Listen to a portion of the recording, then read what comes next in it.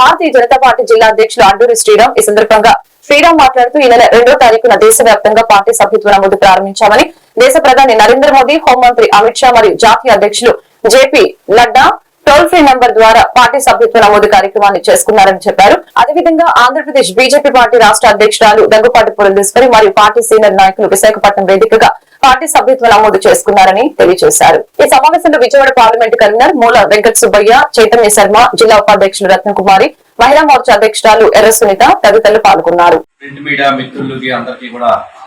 నా హృదయపూర్వక నమస్కారం. ఈరోజు ఈ యొక్క ప్రెస్ మీట్ పెట్టడానికి ముఖ్య ఉద్దేశం, ఈ నెల 2వ తారీఖు భారతీయ జనతా పార్టీ సభ్యత్వ నమోదు కార్యక్రమం దేశవ్యాప్తంగా కూడా ప్రారంభించిన విషయం మనందరికీ తెలుసు. ఆ రోజు ప్రధానమంత్రి నరేంద్ర మోడీ గారు, జాతీయ అధ్యక్షులు జేపీ నడ్డా గారు, హోంమంత్రి అమిత్ షా గారు అందరూ కూడా ముఖ్యమైనటువంటి నాయకులు తమ సెల్ ఫోన్ ద్వారా టోల్ ఫ్రీ నంబరు అయినటువంటి 8800002024కి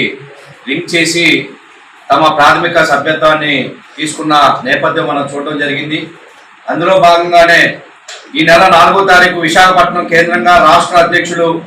శ్రీమతి దగ్గుపాటి పురంధేశ్వరి గారు, మిగతా సీనియర్ నాయకులంతా కూడా అదే తరహాలోని ఈ యొక్క కార్యక్రమాన్ని ప్రారంభించడం, జిల్లా స్థాయిలో 5వ తారీఖు ప్రెస్ మీట్ పెట్టి సభ్యత్వాలు ప్రారంభించాలి అని చెప్పిన నేపథ్యంలో వరద కారణంగా ఈ యొక్క జిల్లాలోని అనేక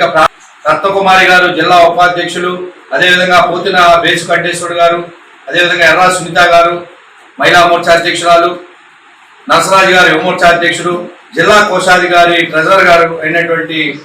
గుల్లబ్బాయి గారు, అవ్వారు శ్రీనివాసరావు గారు కూడా ఈ కార్యక్రమాన్ని పూర్తిగా పర్యవేక్షి జిల్లా అంతా కూడా పర్యటించి క్షేత్ర స్థాయిలోని అత్యధిక సభ్యత్వం చేయడమే లక్ష్యంగా, రాష్ట్రంలోనే అత్యధిక సభ్యత్వం ఎన్టీఆర్ జిల్లాలోనే చేయాలనేటువంటి ఒక దృఢ సంకల్పంతో నాయకత్వం కార్యకర్తలంతా కూడా ముందుకెళ్ళడం జరుగుతూ ఉంది. ముఖ్యంగా దేశవ్యాప్తంగా నరేంద్ర మోడీ గారి పట్ల విశ్వాసం, అదేవిధంగా మనం చూస్తా ఉన్నాం. రాష్ట్రంలో కూడా ఎన్డీఏ కూటమి చేరిన తర్వాత 8 మంది ఎమ్మెల్యేలు, 3 పార్లమెంట్ సభ్యులు గెలిపించిన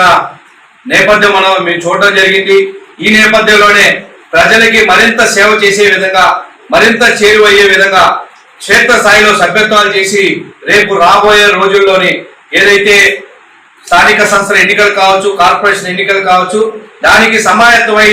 క్షేత్ర స్థాయిలో కూడా కాషాయ జెండా ఎగరవేసే విధంగా ప్రతి ఒక్క కార్యకర్త మేమంతా కూడా పనిచేయడానికి ఈరోజు సిద్ధంగా ఉన్నాం. ముఖ్యంగా దేశంలోని సుపరిపాలన, అభివృద్ధి, ప్రజా సంక్షేమం లక్ష్యంగా వెళ్తున్న నేపథ్యంలోని ముందుకెళ్లి ప్రజలకి సేవ చేస్తూ విశ్వానికి గురువు భారతదేశం అయ్యే దిశగా ఈరోజు నరేంద్ర మోడీ గారు ముందుకెళ్తున్న నేపథ్యం మనం చూస్తా ఉన్నాం. ఆర్థిక వ్యవస్థగా ప్రపంచంలోనే అతిపెద్ద ఆర్థిక వ్యవస్థగా, 4వ ఆర్థిక వ్యవస్థగా తయారయ్యే దిశగా ఈరోజు మోడీ గారు పరిపాలన ముందుకెళ్ళడం మనం చూస్తా ఉన్నాం. అదేవిధంగా ఎన్డీఏ కూటమి ఏర్పడి అధికారంలోకి వచ్చిన తర్వాత ఏ విధంగా నరేంద్ర మోడీ గారు దేశంలోని అభివృద్ధి దిశగా ప్రజా సంక్షేమం లక్ష్యంగా వెళ్తా ఉన్నారో, ఎన్డీఏ కూటమి కూడా గత ప్రభుత్వానికి భిన్నంగా కక్షలు కార్పణ్యాలతో 5 సంవత్సరాలు గడిపిన నేపథ్యంలోని